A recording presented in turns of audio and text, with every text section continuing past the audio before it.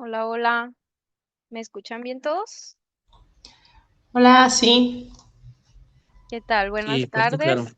Primero que nada, sean bienvenidos al webinar Merluza y Cambio Climático en el norte del Golfo de California, un espacio donde abordaremos la relación entre la variabilidad ambiental, el cambio climático y uno de los recursos pesqueros de gran importancia ecológica y productiva. Mi nombre es Mariel Lizárraga, coordinadora de vinculación de Sirva, y es un gusto para mí acompañarlos como anfitriona en esta sesión. Y bueno, primero que nada, muchísimas gracias por destinar parte de su tiempo del día para acompañarnos. Valoramos mucho su interés y su participación. Este evento forma parte de una serie de webinars abierta al público, un espacio que Sirva les ofrece con mucho entusiasmo a personas interesadas en ciencia, sostenibilidad, manejo de recursos naturales y también su desarrollo profesional. Los invitamos a seguir nuestras redes sociales para conocer próximas fechas y temáticas. En el chat, en un momentito van a encontrar los enlaces para estas páginas sociales, ¿sale? Para estas redes. Denme un momentito y se los paso. Para quienes nos acompañan por primera vez, nos presentamos brevemente. Sirva es una consultoría mexicana especializada en el aprovechamiento sostenible de los recursos biológicos, acuáticos y ambientales mediante soluciones basadas en datos y el fortalecimiento de capacidades técnicas. Nuestro equipo está conformado por científicos con más de 75 publicaciones indexadas y desde nuestra fundación en 2020 se han impartido más de 6 cursos nacionales e internacionales, capacitando a más de 90 estudiantes en Iberoamérica. Hoy nos acompaña también parte del equipo Sirva, a quien agradecemos su presencia. Por ahí está el doctor Daniel Colín, Luis Guerra y obviamente el doctor Oscar Zamora. Eh, en nuestra página web podrán conocer más sobre nuestros servicios de asesoría, investigación y capacitación, que son enfocados en análisis de datos biológicos, evaluación de recursos pesqueros y sostenibilidad. Actualmente tenemos una disposición de una lista de 8 cursos especializados que pueden consultar directamente por WhatsApp o en nuestra página web, que también en un momentito les comparto. Ahorita ya estamos preparando el nuevo curso que se llama Introducción a la Evaluación de Pesquerías, parte 2. Así que los invito también a quedarse hasta el final del webinar para platicarles un poquito más de eso y darles más info. Y ahora pasemos al punto central de esta sesión. Hoy tenemos el honor de contar con el doctor Oscar Zamora García, un referente en sostenibilidad pesquera en México y a nivel internacional. El doctor Zamora inició su trayectoria en programas de conservación marina en el Golfo de California y actualmente es nuestro querido y respetable director en Sirva, donde impulsa estrategias de sostenibilidad acuícola y pesquera basadas en ciencia y además también respaldadas con datos.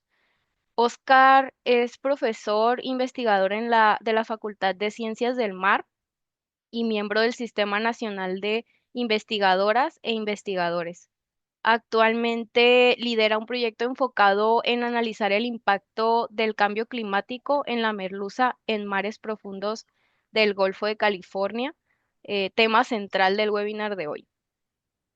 Ha colaborado con instancias estatales y federales en el manejo sostenible de diversos recursos pesqueros, cuenta con una sólida producción científica y una amplia experiencia en formación académica.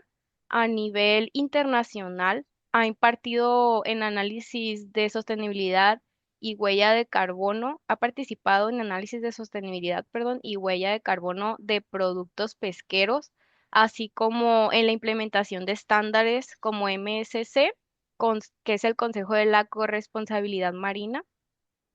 Sin duda, su trayectoria integra ciencia, gestión y sostenibilidad, lo que enriquecerá enormemente esta sesión. Durante la charla, ustedes van a poder dejar sus preguntas en el chat y al final vamos a abrir un pequeño espacio en donde van a poder dialogar también sus preguntas y pues el doctor Oscar responderlas. ¿Sale? Agradecemos nuevamente su presencia y esperamos que este encuentro les aporte información valiosa y una mejor comprensión de los desafíos que enfrentan nuestros recursos pesqueros ante el cambio climático. Y bueno, doctor Zamora, le cedo la palabra. Ahora sí. Muchísimas gracias, Marielle. Qué bonita presentación, así todo junto se oye un montón. Sí. Pero muchas gracias a todos por su presencia, por estar aquí.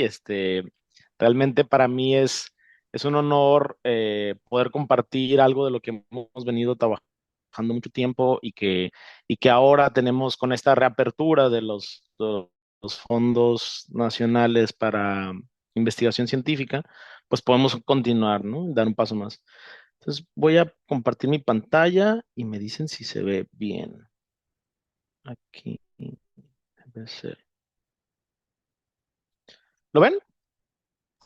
Sí, sí se ve. Ok, muy bien. Pues bueno, este proyecto tiene, el título de la charla tiene un nombrezote porque está enfocado al proyecto del que recién comentó Marieli, que es un proyecto que nos aprobó la Secretaría de Ciencia y Tecnología. Y el proyecto lleva por título Efecto de la variabilidad ambiental sobre el área de distribución y la biomasa de merluza y otras especies asociadas a la pesca de arrastre del norte del Golfo de California en un contexto de cambio climático global. Es un proyecto que va iniciando, entonces probablemente esta charla esté más enfocada a la parte como del antecedente y demás, ya que pues todavía los resultados no los tenemos listos, pero claro que sus preguntas, contribuciones y demás van a ser muy útiles. Preguntas sobre todo lo que quieran preguntar, ¿no? En esta ocasión yo funjo como responsable técnico de este proyecto, pero es un proyecto que es interinstitucional. Contamos con colaboradores del Instituto Mexicano de Investigación Pesquera y Acuícola Sostenible, como es el doctor Luis Daniel Carrillo Colín, del Instituto de Ciencias del Mar de Barcelona, que es la doctora María Gracia Penino, y el doctor Fernando Márquez de la Universidad Autónoma de Sinaloa. Entonces, bueno, por cierto, es importante que ustedes se estén conscientes que esta sesión se está grabando y que después se va a subir a YouTube como parte del protocolo de Sirva. Así que si alguien no se siente muy cómodo, este es un buen momento. Ok, bueno, entonces voy a empezar a contar sobre el contexto y cualquier cosa, ahí van anotando sus dudas, ¿no? Em, bueno, en 2016, cuando yo termino mi maestría, empiezo a trabajar en un programa de técnicos a bordo de la pesquería de merluza y Eh, pues después empecé a coordinar el proyecto y después empecé a hacer mi doctorado sobre eso. En aquel momento no había casi nada de información de merluza. Entonces aquí podemos ver algunas fotos de la gente que me ayudó o con los que trabajamos en 2016, en 2017, en 2018, 19, 20, 21, 22, 23.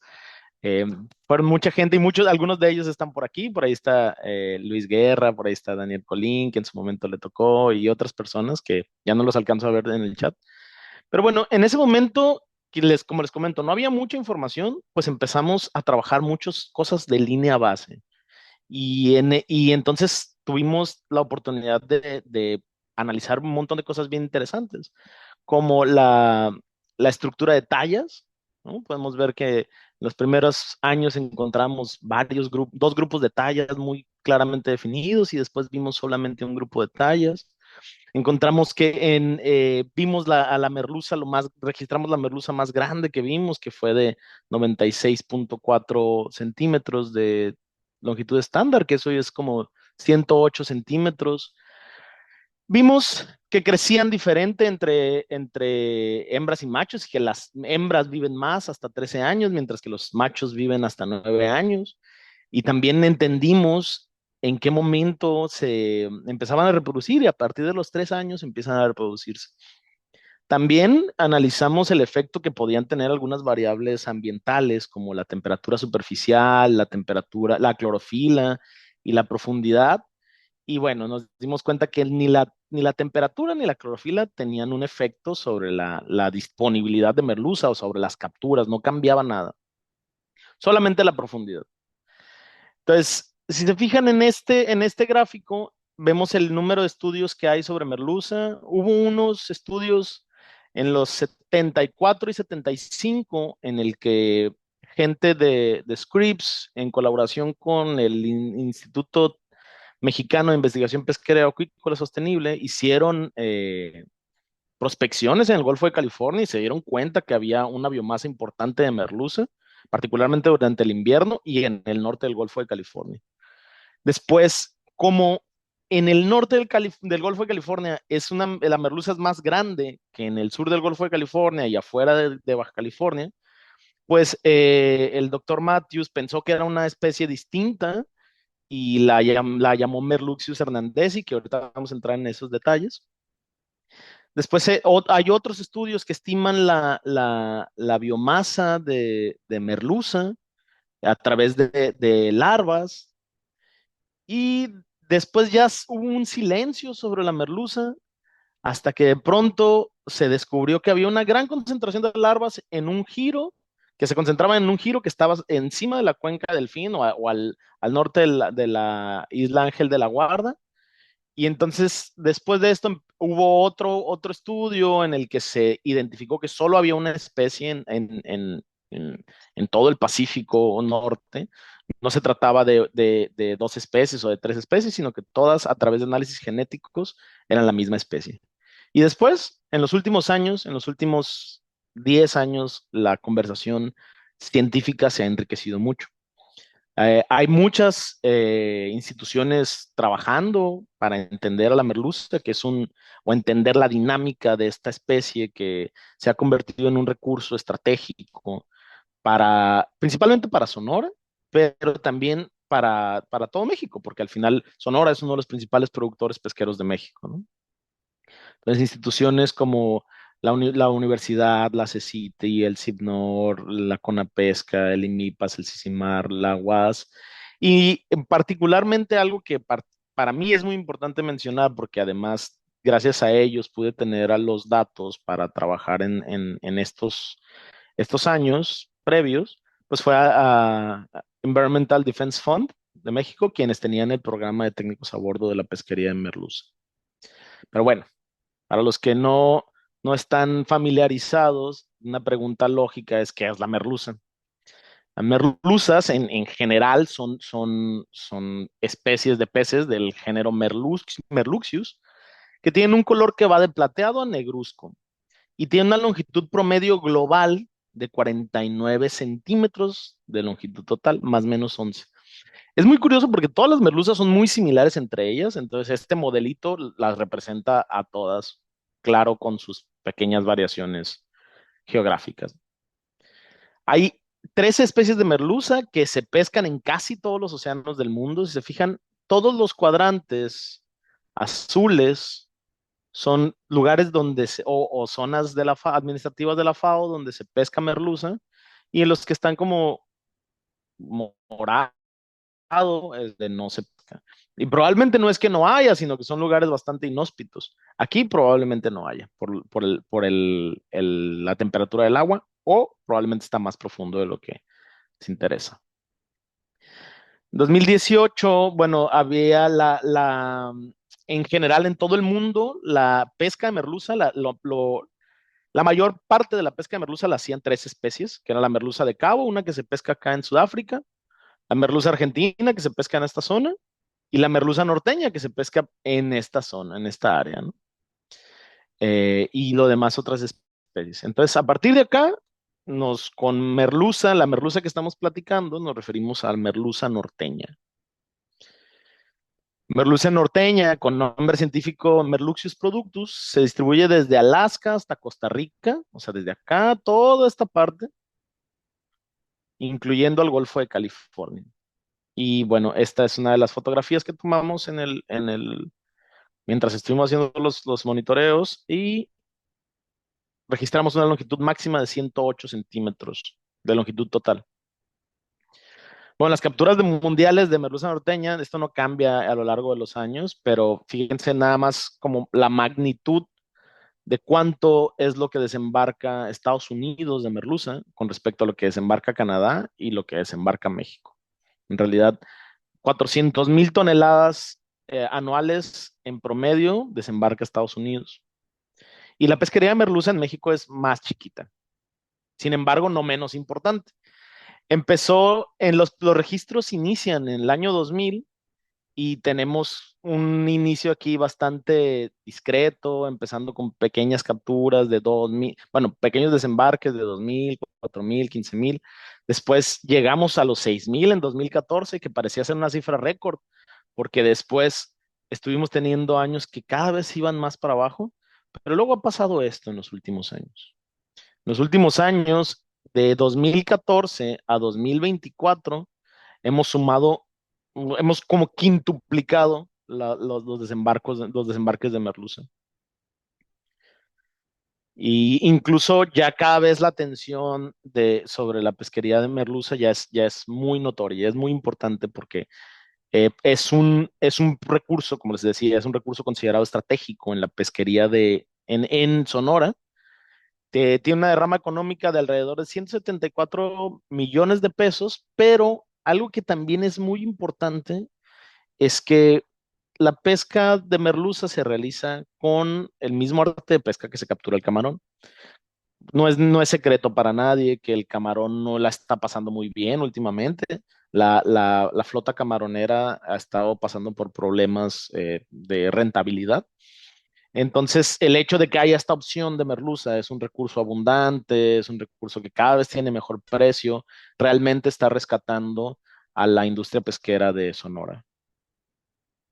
Bueno, ¿dónde se pesca? Se pesca en esta área que, así como lo vemos ahora, así todos los puntos juntos, pues tiene claramente una forma como de herradura, ¿no? Sin embargo, esta parte. Sin embargo, cuando los pescadores se refieren a la zona de pesca como la herradura y tú estás a bordo y solo ves el mar, parece que no tiene mucho sentido, pero ya sí tiene sentido.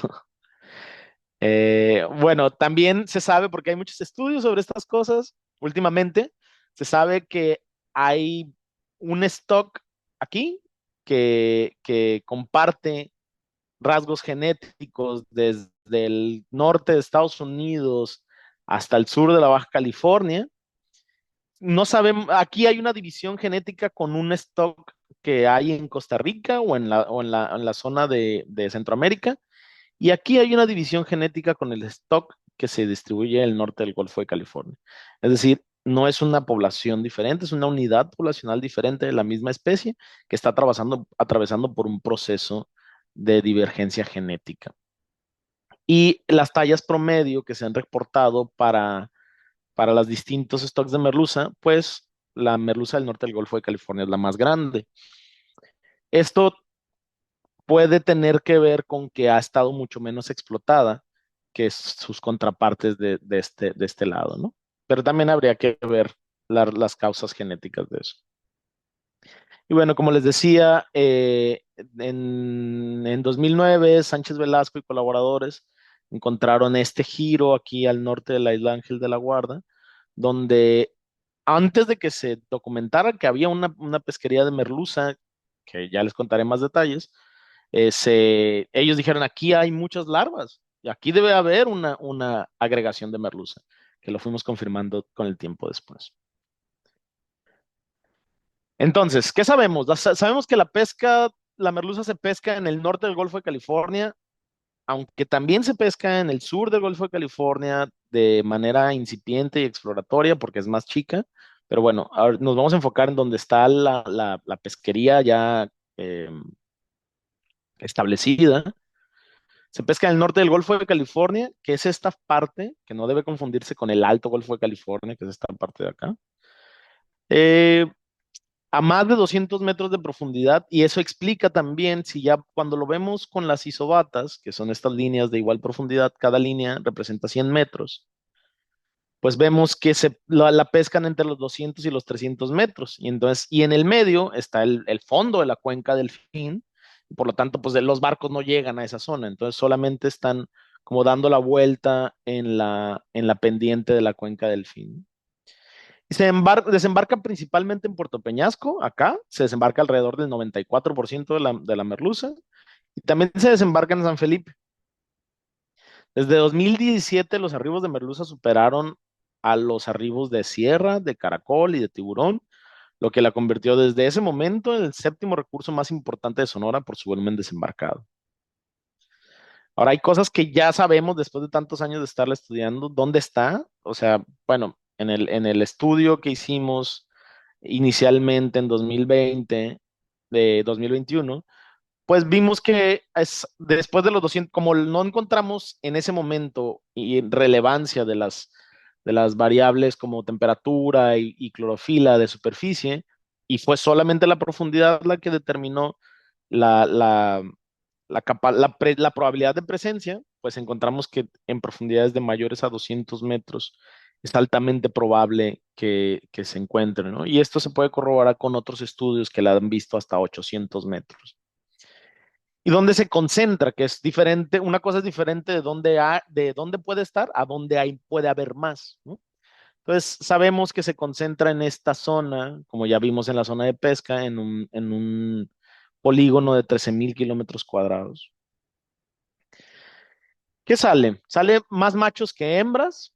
Sabemos que, bueno, todo parece indicar que la pesquería ocurre durante una agregación reproductiva. Y entonces, por ejemplo, el hecho de que haya 73% adultos significa que casi todos los que están ahí se están reproduciendo.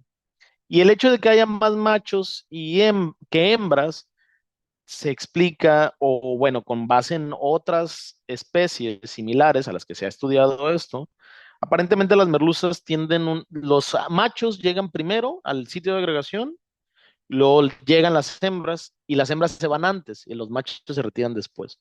Entonces, no es que haya una proporción sexual mayor o más preferente hacia los machos, sino que los machos están más tiempo. Entonces, cuando lo acumulas todo, pues hay más presencia de machos. Tiene una característica muy interesante, es una pesquería que se puede considerar como limpia, al menos en comparación con la pesquería del camarón, que tiene un índice de captura incidental de especies no objetivo muy alta. En esta el 95% es merluza. Sin embargo, hemos encontrado hasta 64 especies de fauna de acompañamiento de merluza, ¿no? Entre ellos, principalmente peces, el 56%, tiburones, rayas y quimeras componen el 25%, los crustáceos el 14% y los equinodermos el 3%. Bueno, ahora, después de todo estos estudios, pudimos hacer un modelo del ciclo de vida de forma como conceptual, en la que, bueno, si los encontramos a los adultos desobando, entre los 200 y los 300 metros, los encontramos desde diciembre a abril. Entonces, el desove hace que los huevos floten y se queden por debajo de la capa de mezcla. A los huevos les toma 4 o 5 días eclosionar y convertirse en larvas. Y conforme van creciendo, de que son larvas y se convierten en juveniles de un año, van bajando hacia la misma profundidad de 200 o 300 metros donde se van a desarrollar mientras son juveniles. Esto explicaría los dos grupos que vimos al principio, veíamos que había un grupo de juveniles y un grupo de adultos que estaban separados, estaban marcados, estaban muy marcados, ¿no? Conforme van madurando, eh, entre los 2 y los 4 años, por poner un punto medio a los 3 años, se van hacia zonas más profundas. y entonces después regresan estacionalmente a la agregación de desove cada año. Una vez que termina la agregación de desove, entre mayo y noviembre, los adultos se vuelven a ir a la profundidad y esto explicaría por qué se acaba porque ya no la encuentran después de mayo, noviembre, bueno, que esto ha estado cambiando últimamente, ya no la encuentran, encontraban solamente juveniles, porque los juveniles se quedan allí y los adultos se van más a aguas más profundas.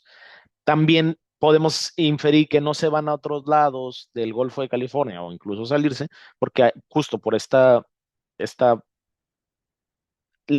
barrera genética que encontró García León y colaboradores en 2018, además de la barrera física que puede implicar un cambio abrupto en la profundidad al pasar del norte hacia el sur del Golfo de California y los cambios de temperatura y de velocidad del agua en la zona de las grandes islas. Velocidad de la corriente, perdón. Perdón. Entonces, la pendiente de la cuenca del Fin representa la zona de desove, crianza y captura y se define por un centro de actividad de 13,000 kilómetros cuadrados. Los adultos emergen en el invierno. Entonces, ahora ya sabemos algunas cosas, como pueden ver. Eh, sabemos la abundancia relativa, sabemos que hay una variación interanual bastante curiosa, sabemos que hay una variación mensual, semanal, se va acabando la pesquería de merluza en los primeros 3 meses y se autoveda, por decirlo así, llega un momento en que ya no es rentable y entonces se detienen los pescadores. Pero ahora queremos saber más como la abundancia absoluta, queremos saber de qué depende la abundancia. Queremos saber qué factores ambientales disparan esta agregación. Queremos saber si la temperatura de fondo, porque, bueno, la temperatura de fondo aparentemente, de acuerdo con Álvarez Trasviña y colaboradores, es muy importante para la merluza, pero queremos saber si realmente afecta a la biomasa. Y por lo tanto queremos saber si el efecto de estos factores, por ejemplo, de la temperatura o del oxígeno, son predecibles. También queremos saber si los efectos del niño o la niña tienen realmente un efecto sobre la distribución y abundancia de la merluza y también cómo les afecta la pesca, ¿no? Nosotros asumimos que por estarlos pescando, estamos modificando hasta cierto punto la dinámica natural de la población, sin embargo, no necesariamente. O sea, hay que demostrarlo, ¿no? Entonces, para eso planteamos este proyecto que les estoy comentando, ¿no? El impacto social que esperamos de este proyecto, bueno, tiene que ver con que la pesca sostenible va a ser decisiva para alcanzar la soberanía alimentaria, que es uno de los ejes importantes del gobierno actual. También eh, cuando nosotros ofrecemos una alternativa, o no cuando ofrecemos, cuando hay una alternativa para los pescadores, entonces ellos diversifican sus especies objetivo y por lo tanto complementan los ingresos, hay otras nuevas fuentes de empleo y se reduce la presión sobre los recursos pesqueros tradicionales como el camarón o los peces de escama. Y bueno, generar información sobre la relación de la merluza y su ambiente permitirá informar al sector y al gobierno sobre las acciones regulatorias más convenientes para fortalecer a las comunidades que dependen de la pesca frente al cambio climático. Esto además también surge de una cuestión muy interesante que aparentemente, aunque ya demostramos a nivel estadístico que la temperatura superficial no afecta, o sea, aparentemente cuando el agua está caliente no aparece la merluza. Este año nosotros llegamos en octubre y no apareció hasta recién mediados de enero, ¿no? Y así pasa todos los años. Entonces, todavía necesitamos ver con más detalle qué es lo que está pasando, pero no lo que está pasando arriba, sino lo que está pasando en el fondo. Entonces, por eso nos planteamos las siguientes preguntas de investigación, ¿no? ¿Qué efecto tienen la temperatura y el oxígeno disuelto del fondo en la distribución espacial y abundancia de merluza y de otras especies asociadas? Porque al final, aunque la merluza es la, la protagonista, pues como dije, hay otras 66 especies que están siendo capturadas allí. Y queremos saber cómo se vería afectada la distribución y abundancia de la merluza y otras especies asociadas ante los distintos escenarios de cambio climático global. Ok, Entonces, la idea es, vamos a sentar la línea base en términos de la temperatura y el oxígeno a la que se encuentra la merluza cuando la estamos pescando, y entonces ese va a ser nuestro escenario base. Después vamos a hacer simulaciones en escenarios de cambio climático para saber qué pasaría si las variables del fondo cambian en el 2050, en el 2100. Entonces, ¿qué pasaría? ¿Se reduciría? ¿Se aumentaría? No lo sabemos. Y para eso, bueno, contratamos a un observador a bordo. Él es David Rivas, está por ahí y hace poco tuvo un webinar acá también. Su trabajo es registrar la operación de la red, la captura total y por especie, entre muchos otros detalles. Hacer muestreos biológicos de las principales especies capturadas y algo que es crucial y que es diferente a los datos que podemos obtener del programa observadores de técnicos a bordo de EDF es la temperatura y el oxígeno del fondo. Esto se va a hacer con sensores o se está haciendo con sensores acoplados a la relinga superior de la red.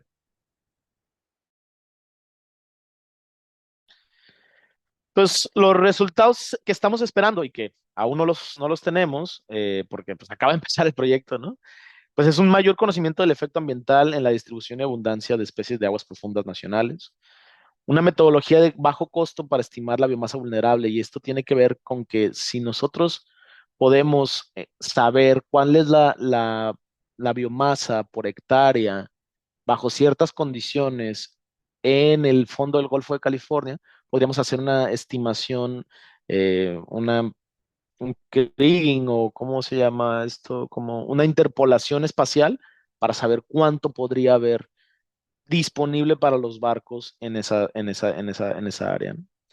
Podemos hacer pronósticos de distribución y abundancia, o sea, es decir, cuánto podría haber y dónde podríamos encontrarla en diferentes escenarios de cambio climático, pero también en diferentes escenarios de variabilidad estacional, o sea, si es verano, si es invierno. Podemos también hacerlo para años donde haya efecto niño o efecto niña. Claro, todo esto sí es que esas variables realmente definen la distribución de esta especie, ¿no?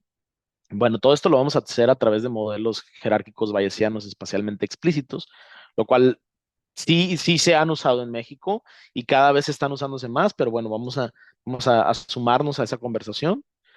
Vamos a monitorear hábitats profundos mexicanos con sensores, que no tampoco, bueno, claro que se hacen en trabajos de oceanografía, pero en pesquerías no se hace tanto.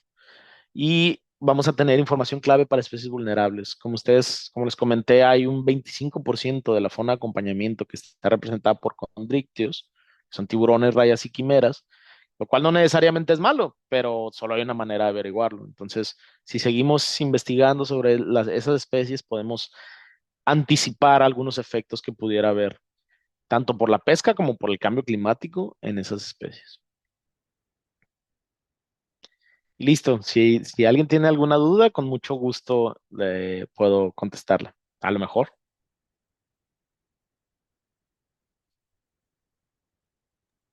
Sí, ahora es cuando. Pregúntenle al doctor lo que quieran, de que les haya quedado duda o que quieran saber un poco más. Aprovéchenlo.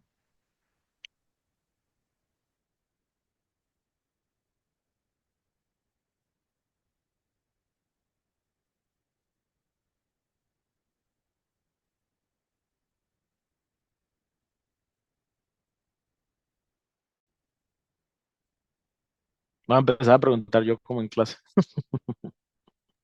Ándale. Ya levantaron la manita ahí. A ver, adelante, Daniel. Hola Oscar, muchas gracias por la presentación.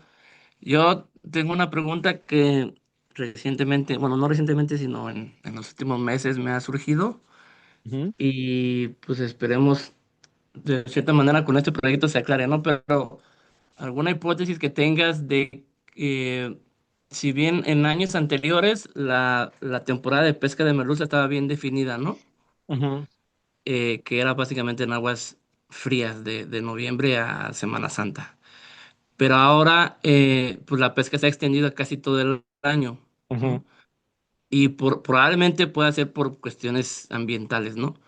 ujú, Pero ¿Tú tienes una hipótesis ahorita en este momento en el que nos ayude a averiguar más o menos por qué? Si sí es eso que se combina con cuestiones propias de la biología o algún otro tipo de también cuestiones de la propia flota que están teniendo acceso a pescar más profundo o en otras zonas en donde no se había explorado Ujú. y por eso está saliendo más recurso para que la pesquería dure al menos todo el año, ¿no? Claro. Sí, bueno, es muy interesante porque sí es cierto que inicialmente lo único que teníamos eran datos de enero a mayo y aparentemente se terminaba la merluza y ya se acababa, ¿no? Dejaba de ser rentable. Sin embargo, algo que es cierto es que nosotros nos íbamos en mayo. Entonces, nosotros dejábamos de monitorear en mayo por una parte y por otra parte, cuando ya no salían las más grandes, ya los pescadores dejaban de buscarlas. Entonces, todo parece indicar que después como parece que son dos eventos reproductivos, esa es mi hipótesis. Después, no sé si es agosto, julio, porque todavía no tenemos nada sobre eso, es algo que queremos ver este año. Hay pues otro momento en el que se aparecen los adultos y entonces otra vez se reanima la pesquería. No es la misma magnitud, definitivamente el 80% de toda la película ocurre en el invierno, pero sí nos hace falta complementar lo que pasa a lo largo del año y que es algo que queremos hacer en este año. Muy bien, muchas gracias. A ti. Adelante, Noemí.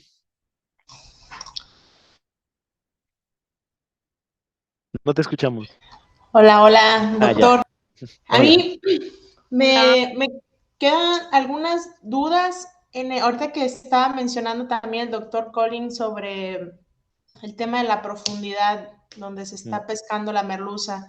Recuerdo que cuando estuvimos trabajando el proyecto de Norma, por ahí los compañeros del instituto habían puesto un límite de profundidad hasta donde podían capturarla.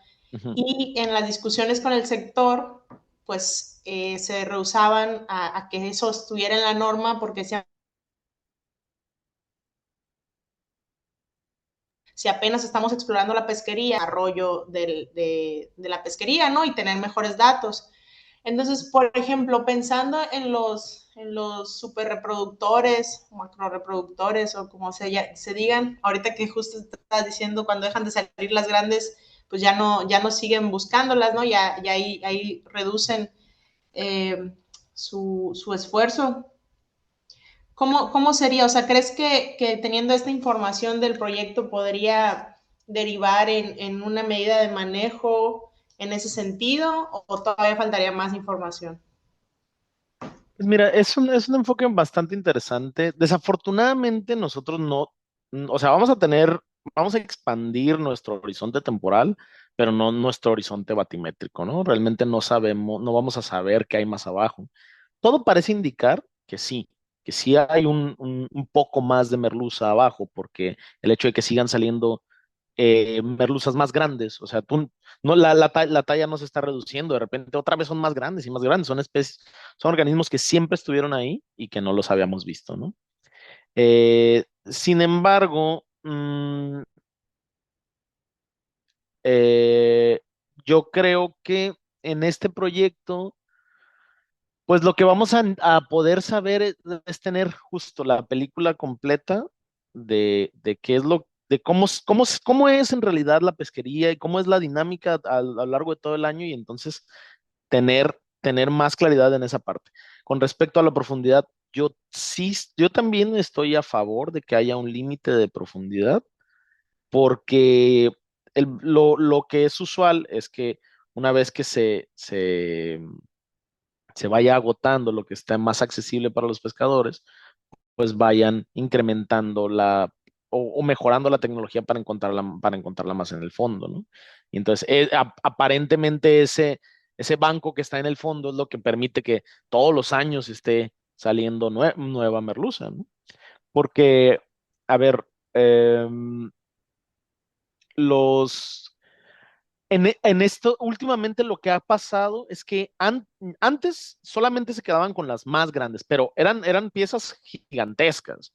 Si medían menos de 45 centímetros, las tiraban. Ahora no.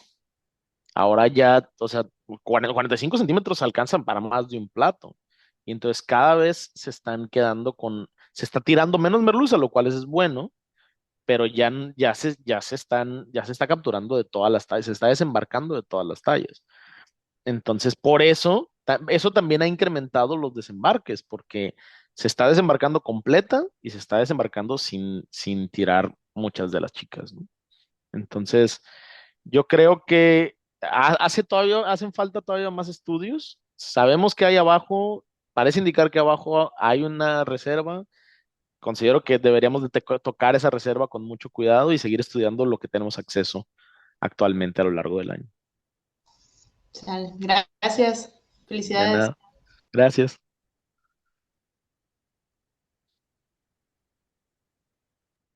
¿Hay alguien más que tenga alguna duda?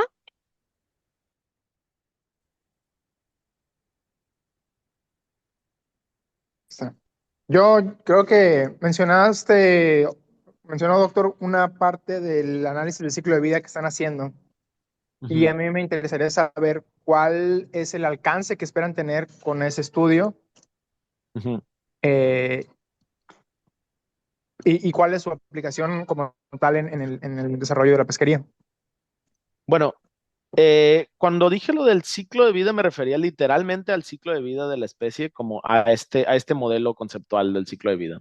Sin embargo, qué bueno que lo mencionas.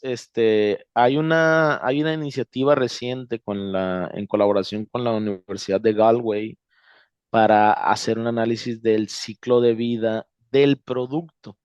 Es decir, hablando particularmente de los,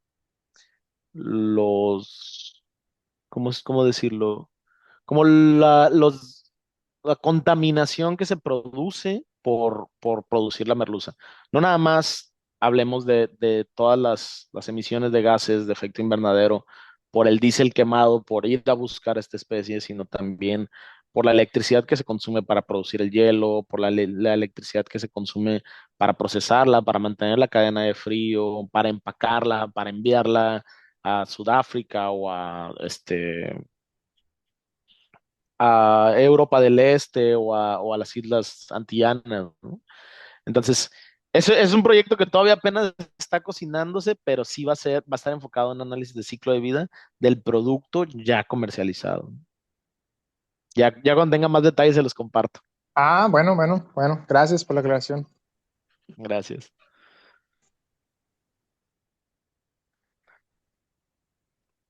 Muchas gracias, Oscar.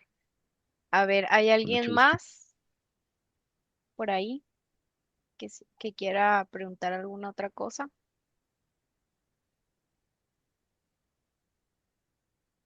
No,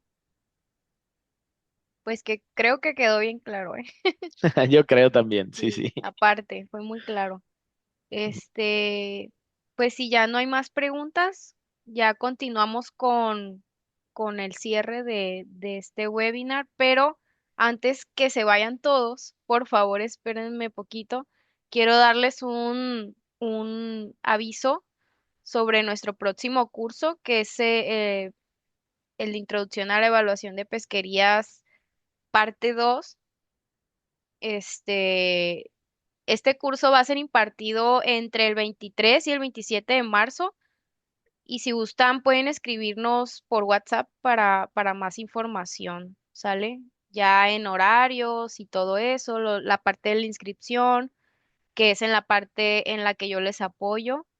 Y pues así, estamos a sus órdenes. Eh,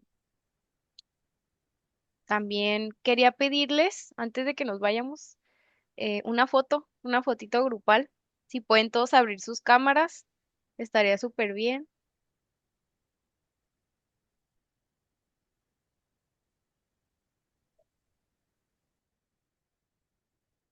Muchas gracias. A ti. ¿Qué tal les pareció? ¿Cómo están? Bien, muy interesante. Súper. Muy bien. ¿Ya se tomó?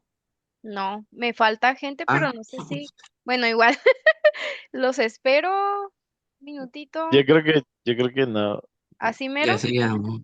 Ajá. Mira, Bueno, ahí viene Julio. Julio, A mí parece que le Noemí. iba a abrir. Sí, por ahí. No sé si Luis. Muchas gracias, Katy. Qué gusto verte. Ahí está. Bueno, ahí ya la voy a tomar, ¿sale? Denme un Ok. momentito, ténganme paciencia, sonrían.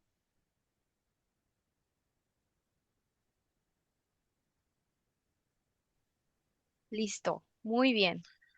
Muchas Otra gracias. vez, otra vez, otra vez. Otra vez. Perdón. Está bien, otra vez. Ahí vamos. Una, dos, tres. Listo. Muchas Gracias. gracias a todos por acompañarme. Ojalá les haya gustado y sigan pendientes de los webinars que vamos a seguir dando por acá. Igual, si alguien está interesado en participar en esta actividad, que veo por ahí bastantes personas relacionadas con el sector, sean bienvenidos y lo que nos quieran contar es bienvenido acá. Este es un espacio para todos. Oscar, y pues muchas gracias a ti por compartir tu conocimiento, tu experiencia y contribuir pues a la construcción de una pesca más sostenible y basada en ciencia, aparte. Gracias a todos y todas por estar aquí, por acompañarnos.